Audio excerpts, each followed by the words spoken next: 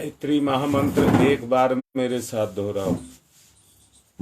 ओम भूर्भुवः स्वः तस्य वितुर्वरेण्यं भर्गो देवस्य धीमहि धियो यो नः प्रचोदयात्। आपको मन के 3 भाग बताए गए थे जिनकी अपनी अपनी स्वतंत्र एक सत्ता है और उस सत्ता के माध्यम से सब अपनी अपनी शक्ति को एक जगह मिलाते हैं। उसको हृदय स्थान कहते हैं।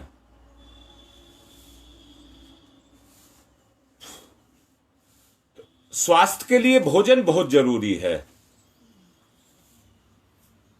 संसार में रहने के लिए पैसा बहुत जरूरी है, साधन बहुत जरूरी है।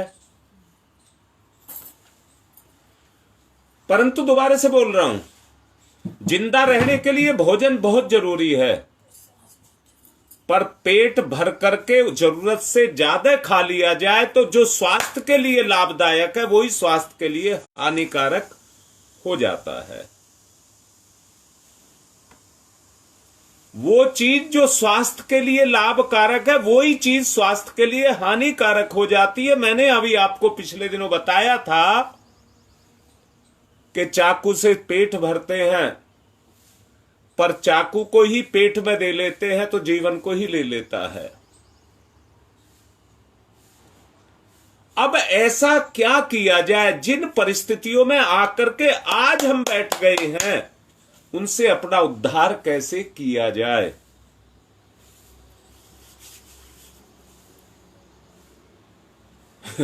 एक बात कह रहा हूं, अगर मेरी बात समझ आ जाए, मन से लगा करके सुनना, मन से सुनना।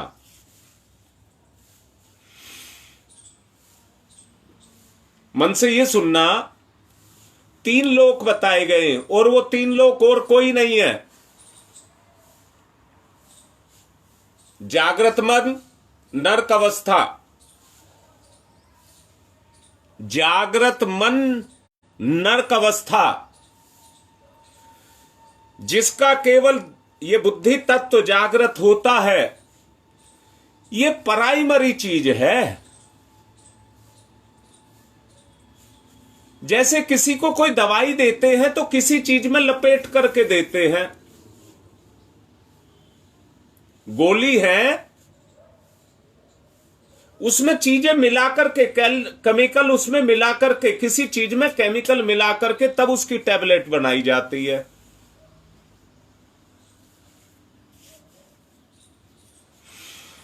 मैंने कहा ये जो मस्तिष्क है, जिसको अकल बोलते हैं, अकल,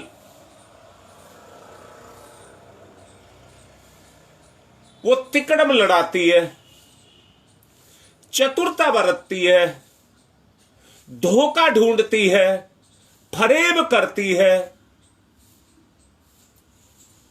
अपने आप को बुद्धिमान, दूसरों को बेवकूफ सिद्ध करती है।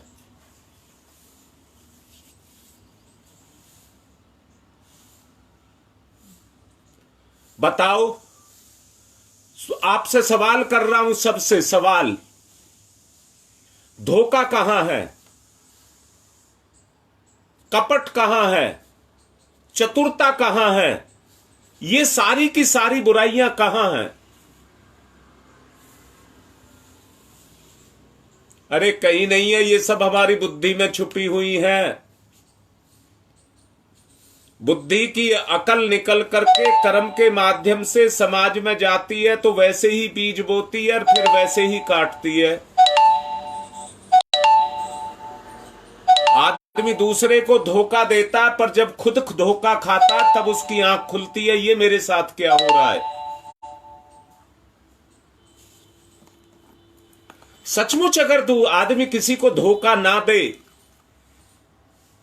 तो उसके परिणाम भी उसके सामने लौट करके नहीं आएंगे, और आ रहे हैं तो उसके प्रारब्ध कट रहे हैं। अब मैं फिर से कह रहा हूं, अपने प्रारब्धों को काटने की कैंची कौन है? किससे काटे जाएं? बेटा, ये बुद्धि ही वो तत्व है जिससे आप अपने पापों को काट सकते हैं। तो पहला मैंने आपको बताया नर्क। नर्क क्या है?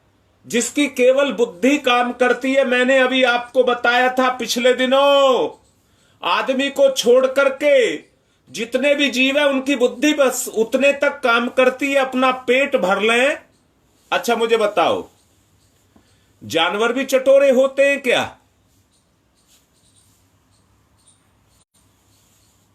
जो पालतू है उनको बनाया जाता है, भूसे में चटोरापन, हरा चारा मिला करके मिलाया जाता है, खल चूरी बाट उसमें डाल करके उसको चटोरापन बनाया जाता है।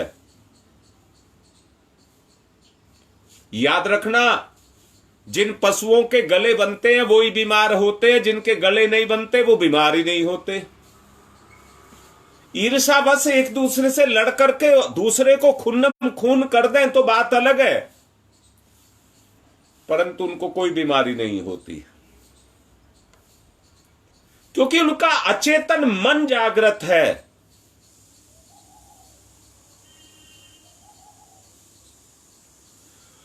वो केवल संसार में रह करके अपनी दो ही आवश्यकताओं की पूर्ति करते हैं, अपना पेट भरना, जितनी जरूरत है उतना लेना, उससे उनके स्वास्थ्य की रक्षा होती है और जीवित रहते हैं।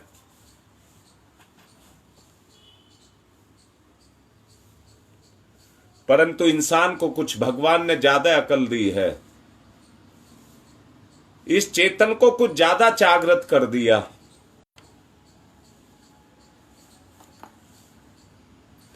इसलिए मैंने नर्क किसको कहा? ये बुद्धि, जिसको अकल कहते हैं, बुद्धि नहीं कहते, इसको अकल कहते हैं। जो जितना अकलमंद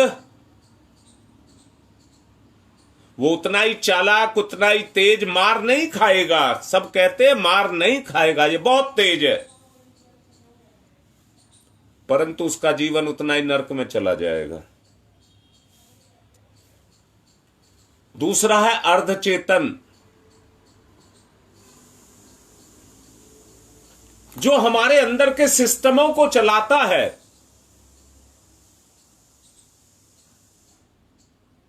जितने भी तंत्र हैं, विचार तंत्र, बुद्धि तंत्र, स्वर्ण तंत्र,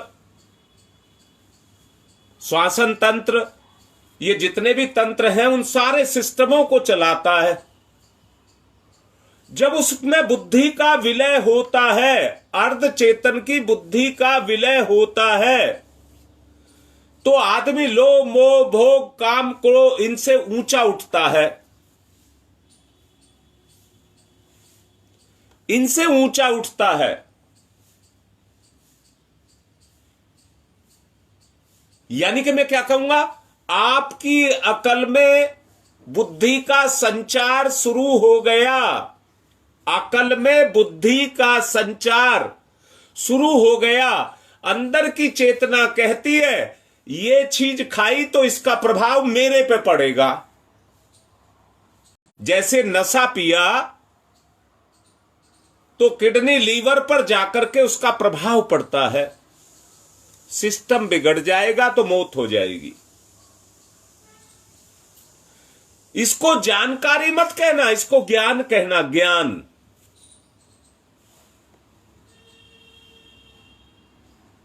और याद रखना, जो अर्ध चेतन जिसने जागृत कर लिया, अर्ध चेतन जिसने जागृत कर लिया, वो किसी के भरोसे नहीं रहता है, किसी के भरोसे नहीं रहता है। उसके जीवन में उसका ईश्वर का दिया हुआ एक सिस्टम है, एक तंत्र है, उसको वो मजबूत बना करके रखता है। वो नहीं कहता है फिर पैसे के बगैर काम नहीं चलता, वो नहीं कहता है कि तुमने मुझे ये नहीं दिया तो मेरा काम कैसे गुजारा होगा। ना, वो किसी पर निर्भर नहीं होता। तो क्या एकांकी और स्वार्थी होता है? ना। अकल में बुद्धि आ गई ना, तो उसे अपना भला और बुरा दिखता है। याद रखना, दोबारा से बोल रहा हूं, जिनकी अकल काम करती है वो अपनी कभी गलती करके भी गलती को स्वीकार नहीं करते हैं। गलती करके भी गलती को स्वीकार नहीं करते हैं। पर जैसे ही अकल में बुद्धि का समावेश होने लग जाएगा तो व्यक्ति को अपनी कमी और कमजोरियां नजर आने लग जाएंगी। अब मैं दोबारा से कह रहा हूं, अगर किसी व्यक्ति को अपनी कमजोरियां, कमियां नजर आ रही हैं तो क्या उन्हें सह लेगा वो? इसलिए ऐसा आदमी किसी के ऊपर निर्भर नहीं रहता है। अगर रहता है तो अपने भाग, क्या कहिए, अपनी बुद्धि कहिए, बुद्धि उसके ऊपर रहता है और अपने तंत्रों का, जो ईश्वर प्रदत्त है, उन गुणों का प्रयोग करता है और अपने विकारों को मिटाता है। मैं फिर से कहता हूं, भोजन खाने के बाद शरीर में चेतना आती है कि नहीं आती है? चैतन्य हो जाता है। आपने आदमी को लाचार और मजबूर भी देखा होगा। मैं क्या करूं, फंस के खड़ा हो गया। मैं क्या करूं, फंस करके खड़ा हो गया। अगर बचना चाहता है तो उस दलदल को, उस कीचड़ को हटाना पड़ेगा। और हटेगा किससे? बुद्धि से।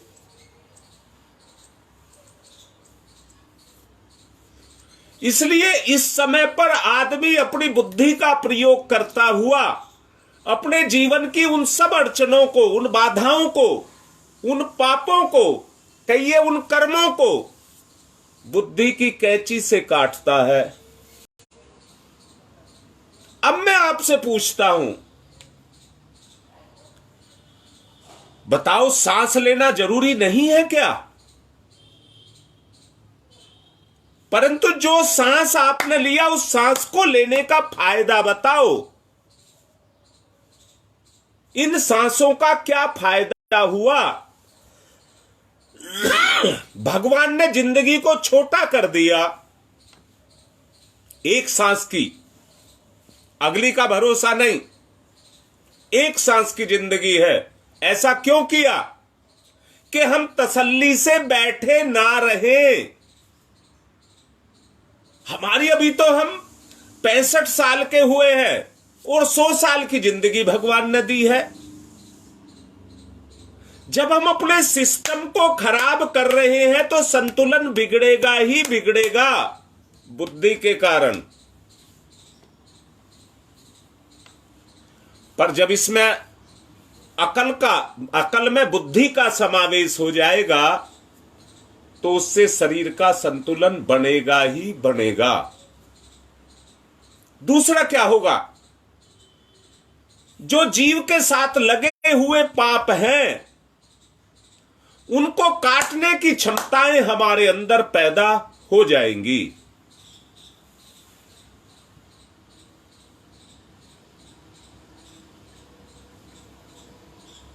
उन क्षमताओं को पैदा करना है तो अकल के साथ बुद्धि का भी प्रयोग करना पड़ेगा।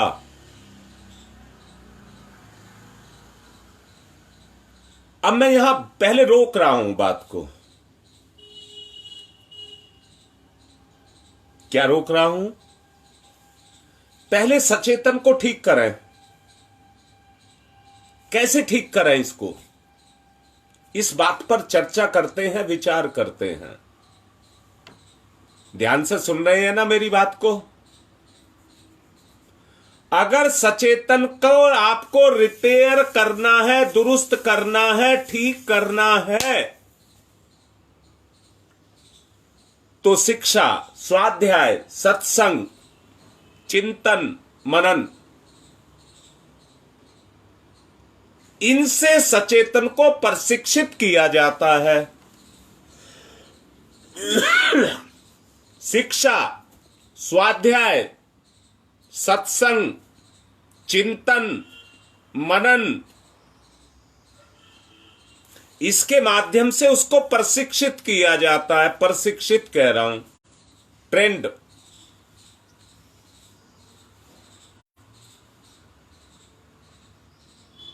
पर एक बात याद रखना, जब आप इनको करते हैं तो इनका फर्क अचेतन पर नहीं पड़ता, अचेतन पर नहीं पड़ता। संस्कार जिसको कहते हैं संस्कार की जड़ें बड़ी गहरी होती हैं। बुराइयां मन को लगती हैं, पर मन को लग करके वो अंतःकरण में प्रवेश कर जाती हैं, यानी कि हमारे अचेतन में प्रवेश कर जाती हैं। वो बुराइयां जिनको हम जानते हैं ये मेरी बुराई है और हम उसको छोड़ना चाहते हैं, छूटती नहीं है, क्योंकि मन में से काट लेते हैं, सचेतन में से काट लेते हैं, अचेतन में से फिर फूट के निकल आते हैं। इसलिए इन प्रतिक्रियाओं का बहुत थोड़ा सा प्रभाव जाकर के अचेतन पर पड़ता है। हम जो कर रहे हैं ये सत्संग है, परंतु सच बताइए सत्य का संग कहां है? आदत पड़ गई सुनने की, सुन लेते हैं, परंतु क्या आपको अपने विकार दिखाई दे रहे हैं? हाथ जोड़ करके लाड करके कह रहा हूं, प्रवचन उसी को ही कहते हैं जैसे गर्मी देने पर दूध में मलाई और गन्ने के रस में मैली निकल आती है, तपश्चर्या इसी को ही कहते हैं। अगर सत्संग को सुनने से, बाबू कह करके कह रहा हूं, अगर सत्संग को सुन करके मेरी कमियां निकल करके मेरे सामने मेरी बुद्धि पर आकर के बैठ जाए, अब भाई मारना ना मारना तो आपके हाथ में है। बुराइयां आपकी निकल के सामने आ गई, उनको मारना ना मारना आपके हाथ में है। मैंने पहले कहा था अध्यात्म किसको कहते हैं, यहीं से अध्यात्म की शुरुआत होती है। जब अपनी कमियां निकल करके अपने सामने आती हैं, तो अगर आप पर अध्यात्म क्रियाशील हो गया तो उनको देख करके आप चुप नहीं बैठेंगे, उनको मारेंगे। अध्यात्म का मतलब ये अपने आपे से, अपनी बुराइयों से लड़ाई करना, उनको मिटाना।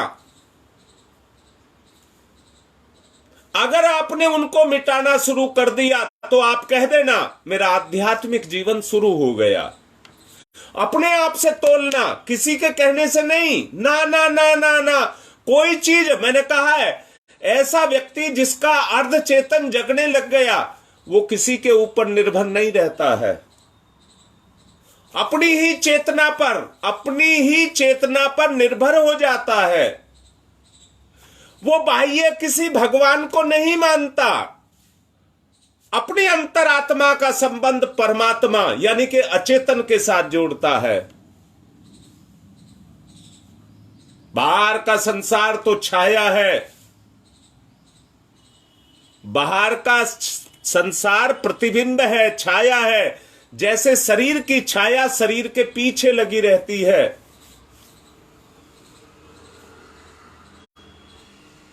ऐसे ही अकल भी जीव के साथ जुड़ी रहती है। वो प्रभाव है चेतना का, वो चेतना का चैतन्य प्रभाव है। जैसे सूर्य का प्रकाश सूर्य से उदय होता है, ऐसे ही आपकी चेतना से भी ज्ञान का प्रकाश उदय होता है। अगर आपको अपने विकार दिख रहे हैं, आदमी की भी 3 अवस्था होती हैं। एक सोया हुआ, सपने देखता हुआ, दूसरा जगा हुआ परंतु निष्क्रिय, तीसरा जग करके अपनी प्लानिंग से फटाफट अपने कर्मों को पूरा करते हुए चले जाता। ये तीसरी अवस्था।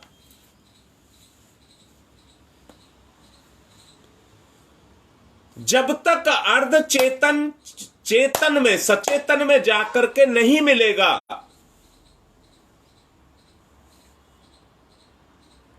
तब तक चेतना की गति नहीं होगी। यही चेतना की गति है। पहले को नरक बताया, दूसरे को धरातल कह रहा हूं, दूसरे को धरातल कह रहा हूं।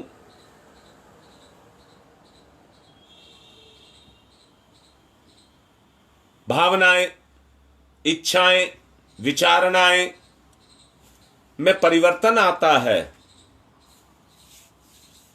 अपने पेट भरने, बच्चे पैदा करने तक सीमित नहीं रहता है। अपनी बुराइयों को दुरुस्त करने में लग जाता है। अपने चेतना के स्तर को ऊंचा उठाता है, चरित्र को ऊंचा उठाता है चिंतन से।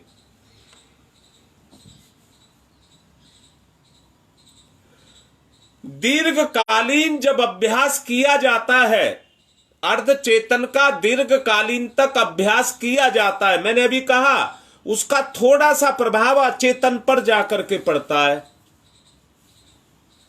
थोड़ा सा प्रभाव। पर जब दीर्घ काल तक उसको लगातार किया जाता है तो धीरे धीरे वो प्रभाव बढ़ता हुआ चला जाता है। इस दृष्टि से तत्ववेत्ताओं ने कितने ही प्रकार की विशिष्ट साधनाओं का निर्माण किया है।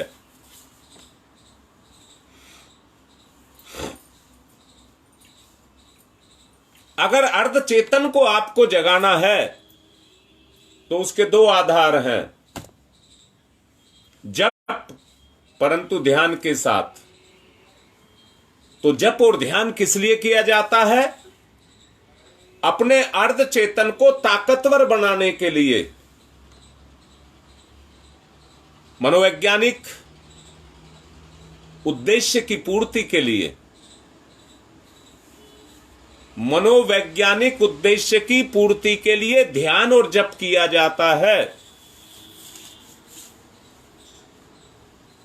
आसन, प्राणायाम, व्रत, उपवास, ब्रह्मचर्य, मौन साधना, तप, ये क्रिया अभ्यासों के द्वारा दीर्घ काल तक सेवन करने पर उसका जो प्रभाव है वो अचेतन पर जाकर के पड़ने लग जाता है, पर थोड़ा सा पड़ता है अचेतन पर।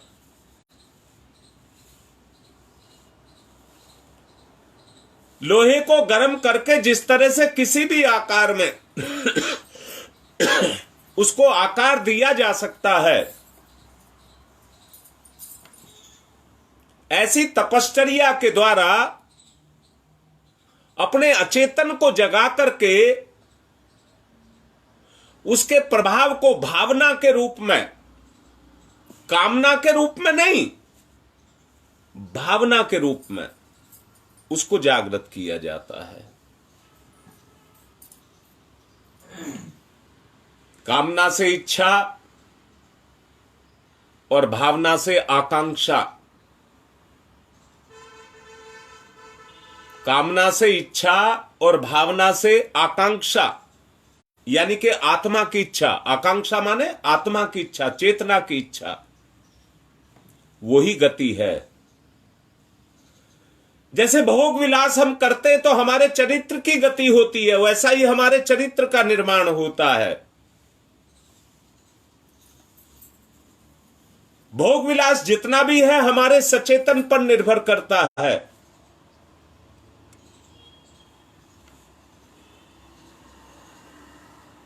जो बाधा पैदा करता है हमारे आत्मिक जीवन में, अचेतन को अवांछनीय स्थिति में छुड़ा करके परिष्कृत स्तर तक लेकर के जाना,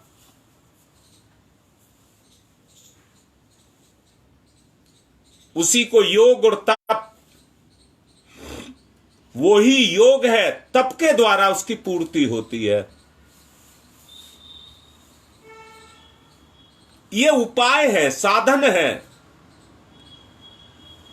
इनका सहारा लेकर के हम अपनी गति को, अपने चरित्र की गति को करते हैं।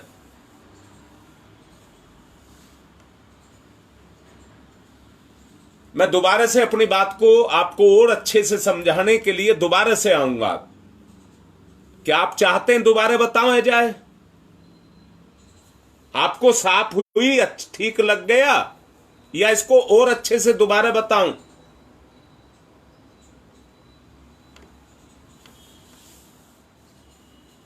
बुद्धि हमारे सबसे ऊपर है, इसको पर्वत की श्रृंखला समझना। मैं दोबारा से बोल रहा हूं, ठीक से समझना। चेतना की गति मूलाधार से है और यह सबसे बड़ा ऊंचा पर्वत है, इसको सहस्रांश बोलते हैं।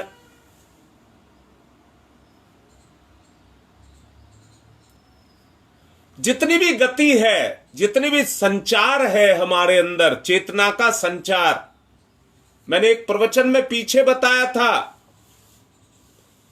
हमारे शरीर में नस नाड़ियां होती हैं। ये डॉक्टर आया है ऋषि, पूछो, हमारे शरीर में नस और नाड़ियां होती हैं। नसों में खून बहता है, खून में लौकिक जो भोग पदार्थ हम खाते हैं उनसे जो शक्ति मिलती है, उनका संचरण उसके अंदर होता है। परंतु नाड़ियों में भावनाओं का संचरण होता है। जहां पर दोनों मिलती है, यह शक्ति का विलय है। व्यक्ति की नसें नहीं सूखती हैं, नाड़ियां सूखती हैं। नाड़ी के सूखने से चेतना की कमजोरी आती है, हाथ पैर वजन उठाना, पकड़ करना, और बुद्धि की पकड़ भी कमजोर हो जाती है। आदमी को भ्रांतियां, याद रहने की दिक्कतें पैदा हो जाती हैं।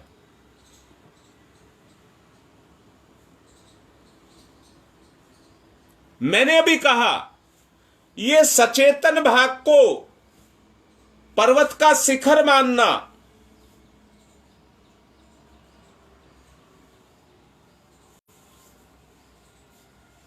और किसी ऊंचे स्थान पर, शिखर पर, और उसकी तलहटी की उपमा दो रूप में आप दे सकते हैं। शिखर दूर से दिखता है और सूर्य के प्रकाश से चमकता रहता है, जबकि घाटी तलहटी में होती है, वहां अंधेरा ही पड़ा रहता है। समुद्र में तैरने वाले जो बर्फ के पहाड़ होते हैं, टुकड़ा नहीं कहा है, बर्फ के पहाड़ होते हैं, क्योंकि समुद्र में तो बड़े बड़े पहाड़ बन जाते हैं। जब ठंडक होती है तो समुद्र भी जमता है। तो वो ऊपर से सतह के रूप में दिखाई देते हैं, बहुत कुछ बाहर नहीं निकले हुए होते। पानी से 1, 2, 4 फुट ऊपर आ जाता है, परंतु पानी के गहरे में उसका बहुत सारा भाग रहता है।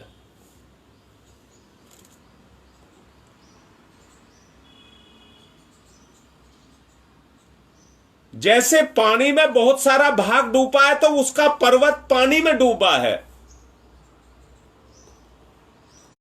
ठीक उसी प्रकार हम किसी का व्यक्तित्व एवं बुद्धि कौशल को देख समझ पाते हैं उसके कर्म के माध्यम से, जबकि उसकी वास्तविक सत्ता जो पूंजी है, जो अव्यक्त रूप में है, उसके मन क्षेत्र में दबी पड़ी रहती है।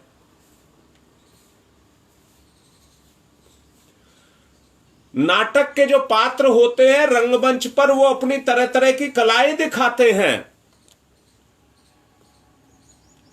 आकर्षक बनकर के, सज धज करके, पात्र के अनुसार, पात्र के अनुरूप अपने आप को उस रूप में ढालते हैं, उसकी तैयारी वो बहुत देर पहले से करते रहते हैं। एक उनका तैयार होने का कमरा होता है जिसमें नाटक करने के लिए, एक्टिंग करने के लिए वो अपने आप को तैयार करके आते हैं, स्क्रिप्ट को पढ़ करके आते हैं, मुझको क्या बोलना है। दर्शक जो रंगमंच पर देखते हैं वो उन पर, रंगमंच पर वो कला करते दिखाई देते हैं, यानी कि ऐसा स्वांग रचते हैं कि सामने बैठा हुआ देख करके हंसने भी लग जाता है और रोने भी लग जाता है। वो उनकी कला है, सच्चाई नहीं है, वो कला है। अव्यक्त मन एक प्रकार का ग्रीन रूम है जिसमें बैठ करके एक्टर अपनी एक्टिंग करने के लिए अपनी तैयारी को करता है।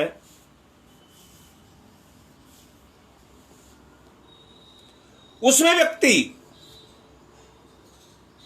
संजोया, संभाला जाता है। परिचय क्षेत्र में तैयारी की असाधारण जानकारी जो छुपी रहती है, टैलेंट के रूप में, कला के रूप में, उसको रंगमंच पर आकर के दिखाता है। यदि किसी के अव्यक्त मन को देखा जाए, अव्यक्त मन को देखा जाए, तो उस अव्यक्त मन की, अरे ये मैंने कहा बहुत से आदमी ऐसे हैं इतने जिनको सीधे सरल बोलते हैं, उनको कोई दुख दे वो चाह करके भी उनको दुख नहीं दे पाते। दूसरे उनको ललकारते हैं कि तेरे साथ ऐसा कर रहा, तू क्यों नहीं कर रहा, परंतु उनकी अंदर से ही हिम्मत नहीं होती है। इसका मतलब उनको आप कमजोर मत मानना। मैं यहां एक बात कह रहा हूं, कितनी साधनाएं करने के बाद उसने अपने इस सरल स्वरूप को पाया है कि चालाकी, धोखा, दुख सह करके भी वो अपनी अवस्था को नहीं छोड़ता।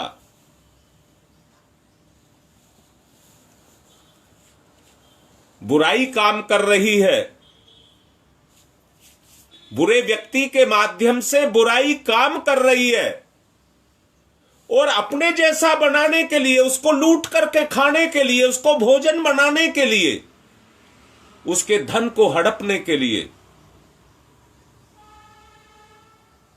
ब्लैकमेलिंग जिसको कहते हो, ब्लैकमेलिंग, या तो मेरी इच्छा पूरी कर दे नहीं तो तेरा ये बिगाड़ दूंगा। उनकी बुद्धि उसी स्तर पर काम करती रहती है, उसी स्तर पर काम करती रहती है, रात दिन उनके अंदर जो चिंतन मनन चलता है वही चलता है। अर्धचेतन और अचेतन का प्रभाव उसके ऊपर नहीं जाता। जैसे मैंने कहा, समुद्र में पड़ा हुआ बर्फ का पहाड़ ऊपर थोड़ा सा दिखाई देता है, ऊपर से चमकता हुआ सूर्य का प्रकाश शिखरों पर जाकर के पड़ता है, पर कुछ ही मीटर के शिखर दिखाई देते हैं। कितने? जो उसके प्रकाश के प्रभाव से चमकते हैं, बस उतनी चोटी दिखती है, पर तलहटी में जाकर के देखोगे तो तब पता लगेगा इसकी ऊंचाई कितनी है। दूर से देख करके तो हमें उसका वो चमकने वाला भाग ही दिखाई देता है, परंतु पूरी पहाड़ी दिखाई नहीं देती है। ऐसे ही व्यक्ति का जो अपना एक स्वरूप है, जो कहीं नरक में, गंदगी में छुपा पड़ा है, हमें उससे अपने आप को ऊंचा उठाना है।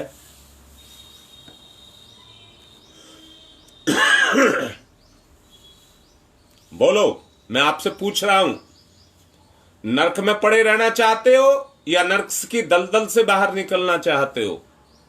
लिखो बेटा, क्योंकि समय भी पूरा हो रहा है। नहीं तो मेरी बकवास रह जाएगी, मेरा बोला गया बकवास रह जाएगी। लिखो। आजकल कोई लिख नहीं रहा है, मुझे भी अच्छा लगता है।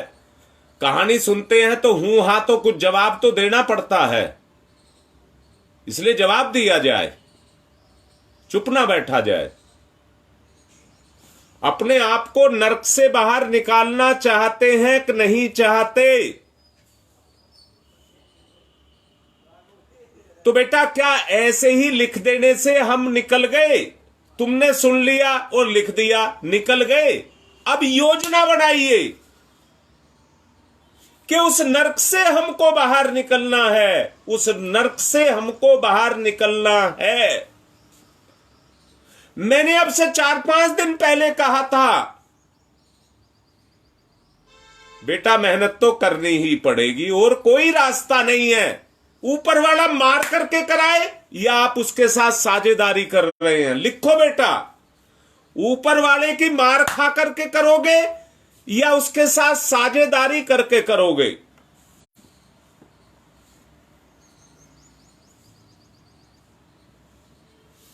तो करो। मैं कह रहा हूं बेटा करो, उस तैयारी को करो, श्रम करो, बाहर निकलो।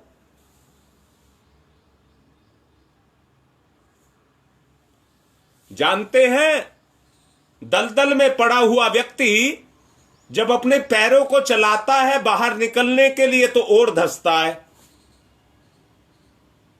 क्योंकि जो अकल काम कर रही है, जो अकल काम कर रही है वो आपको और धसाई जा रही है। आपको अपने अर्धचेतन को क्रियाशील करना पड़ेगा।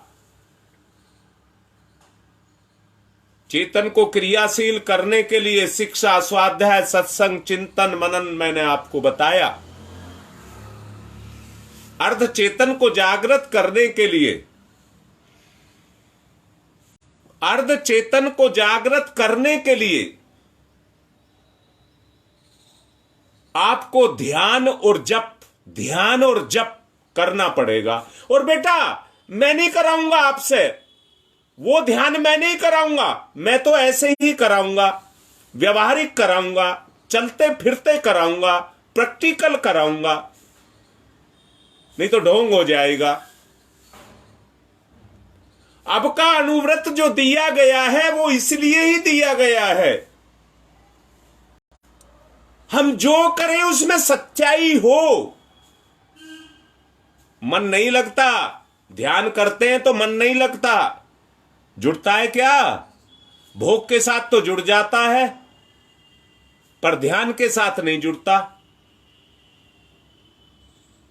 अर्ध चेतन को जगाने के लिए ध्यान और जप की आवश्यकता है। बार बार रगड़ाई करेंगे तो ऊंचे उठेंगे, गंदगी छूटेगी। ऊंचे उठेंगे और गंदगी छूटेगी। इसलिए उस गंदगी को जो हमारी चेतना पर दबी पड़ी है, अर्ध चेतन जिसको कहा, चेतना तो चेतना है जी, उसको 3 जगह बांट दिया।